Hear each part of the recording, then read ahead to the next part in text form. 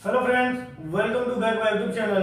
मैं अजय कुमार आप सभी को अपने यूट्यूब चैनल में स्वागत करता हूं। आज हम लोग फिर एक इंटरेस्टिंग वीडियो के साथ वापस आए हुए हैं, जिसमें हम लोग देखेंगे ताप मापन की प्रक्रिया कि हम ताप को कितने प्रकार से मेजर कर सकते हैं। तो हम किसकी बात कर रहे हैं? अब जानते हैं तापमान की बात कर रहे हैं, तापमान टेम्परेचर की बात कर रहे हैं।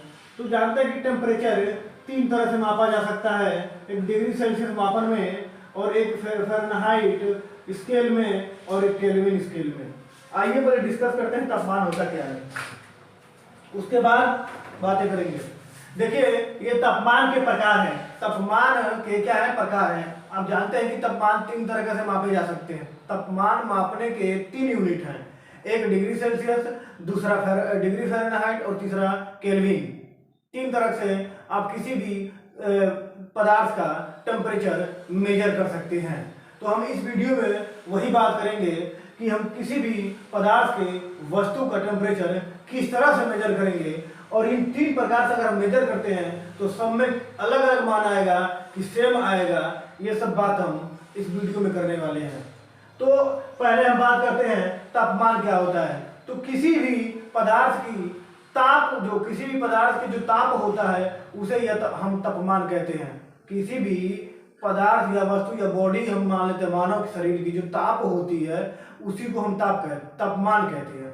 और ताप मापने की प्रक्रिया को ही हम तापमान कह सकते हैं। तापमान, ताप मापने की प्रक्रिया को, यानी किसी भी बॉडी के या वस्तु के या पदार्थ के तापमान को मापने की प्रक्रिया को, ताप मापने की प्रक्रिया को तापमान कहते हैं। हमने बताया तापमान तीन तरीके से मापा जा सकते हैं, एक डिग्री सेल्सियस में, एक डिग्री फ़ारेनहाइट में, और एक केल्विन में। यह तापमान मापने के तीन यूनिट हैं, और तीनों यूनिट में हम आपको बता दें सबका मान अलग अलग होता है। डिग्री सेल्सियस का मान कुछ अलग होगा, और वही मान फ़ारेनहाइट में कुछ अलग होगा, और वही मान केल्विन में कुछ अलग होने वाला है। तो आइए हम पहले इन तीनों मानों का स्केल बना के और देखते हैं कि कौन सा मान डिग्री सेल्सियस में, और डिग्री सेल्सियस में जो मान है फ़ारेनहाइट, डिग्री फ़ारेनहाइट में कितना मान है, और वही मान केल्विन में कितना है।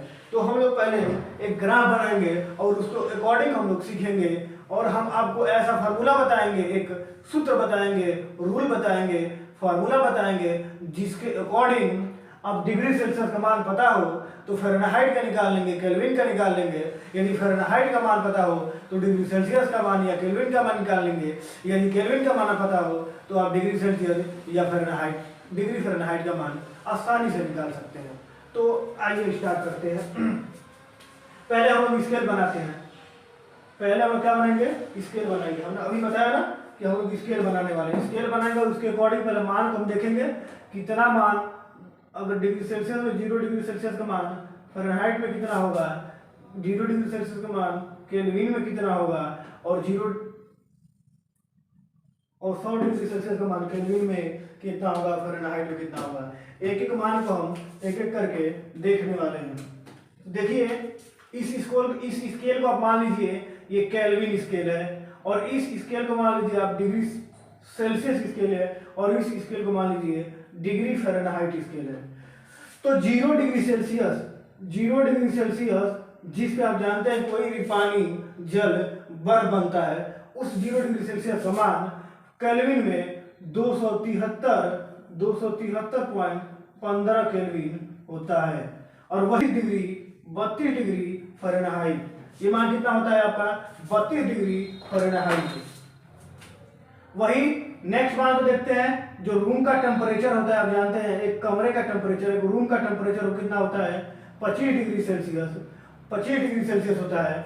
वही अगर आप चले जाएं केल्विन में तो इसका मान होता है 298 केल्विन, और यही इसी में चले जाएं तो इसमें होता है 77 डिग्री फ़ारेनहाइट।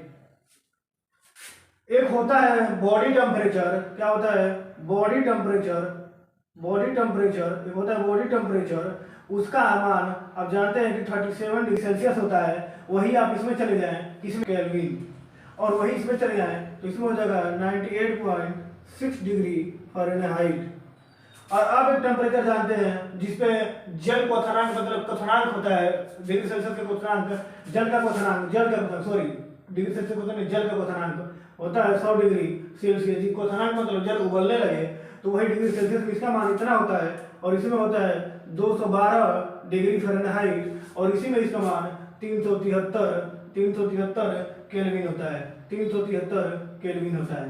तो आई होप बातें क्लियर हो गई होगी कि डिग्री सेल्सियस जो स्केल है उसमें 0 डिग्री सेल्सियस का मान, अगर 0 डिग्री सेल्सियस का मान केल्विन में 273.15 होता है, वही इसमें 32 डिग्री सेल्सियस होता है। अब वही अगर रूम का टेम्परेचर की बात करें 25 डिग्री सेल्सियस की मान, इसमें 298 होता है केल्विन स्केल में, और वह उतना ही के बराबर क्योंकि फ़ारेनहाइट में 77 डिग्री फ़ारेनहाइट होता है।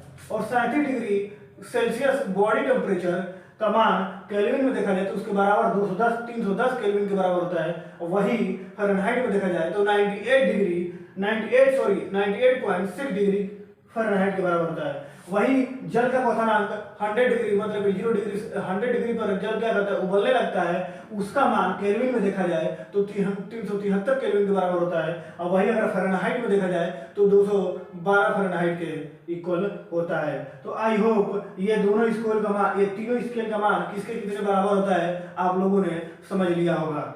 अब एक बता दें आपको, यदि आप कोई भी डेरिवेशन न्यूमेरिकल सॉल्व कर रहे हैं तो उसमें अगर किसी भी बॉडी पदार्थ या किसी वस्तु का टेम्परेचर लेना है तो आप उस टेम्परेचर को हमेशा केल्विन में ही रख के सॉल्व करेंगे न्यूमेरिकल सब सॉल्व करते टाइम, क्योंकि अगर केल्विन में आप नहीं लेते हैं तो आपका मान 100% रॉन्ग आने वाला है। इस वजह से न्यूमेरिकल सॉल्व करते टाइम हमेशा टेम्परेचर का मान केल्विन में लेते हैं, क्योंकि टेम्परेचर का SI मात्रक केल्विन होता है। अब मात्रा की बात करेंगे नेक्स्ट वीडियो में कि मात्रा कौन कौन से होते हैं और कौन से मात्रक कहाँ यूज किए जाते हैं। सिर्फ आप इतने बात ध्यान दीजिएगा कि कोई भी न्यूमेरिकल सॉल्व करने टाइम हम हमेशा केल्विन में ही मान टेम्परेचर का लिया जाता है, केल्विन यूनिट में टेम्परेचर का मान लेते हैं। आइए हम आपको फार्मूला बता देते हैं जिस फार्मूले से आप किसी एक का इसमें से मान पता हो तो आप दोनों का मान निकाल सकते हैं। देखिए, एक होता है अगर फ़ारेनहाइट का मान निकालना है तो होता है डिग्री फ़ारेनहाइट इक्वल टू 9/5 होता है degree Celsius into degree Celsius, और प्लस होता है 32। ये होता है एक आपका फार्मूला।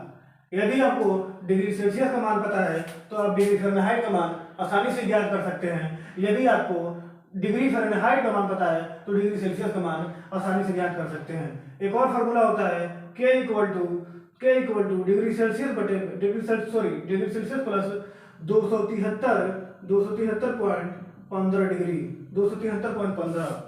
यह होता है केल्विन फार्मूला। यदि आपको डिग्री सेल्सियस का मान पता है तो आप केल्विन का मान आसानी से ज्ञात कर सकते हैं। यदि आपको केल्विन का मान पता है तो डिग्री सेल्सियस का मान आसानी से ज्ञात कर सकते हैं। तो इन दोनों फार्मूला को आप याद करके रखिएगा। अगर रट्टा मार के रखें तो वो भी सही है, क्योंकि फार्मूला रट्टा ही मार के रख सकते हैं, लेकिन जो भी न्यूमेरिकल करेगा उसको समझ के कीजिएगा, ना कि रट्टा मार के।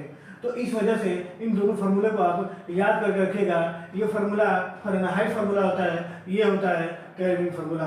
तो आई होप बातें क्लियर हो गई होगी कि यदि किसी भी बॉडी का हमें टेम्परेचर ज्ञात करना हो और वह टेम्परेचर किसी भी फॉर्म में हो, मतलब किसी भी यूनिट में हो, तो हम जिस यूनिट में चाहेंगे उस यूनिट में कन्वर्ट कर सकते हैं इन दोनों फार्मूलों के आधार पे। तो आज तो ये बातें आप लोग को समझ में आई होगी। तो आज के लिए बस इतना ही। वीडियो को लाइक करें, सब्सक्राइब करें और ज़्यादा से ज़्यादा शेयर करें। तो मिलते हैं दोस्तों नेक्स्ट वीडियो में।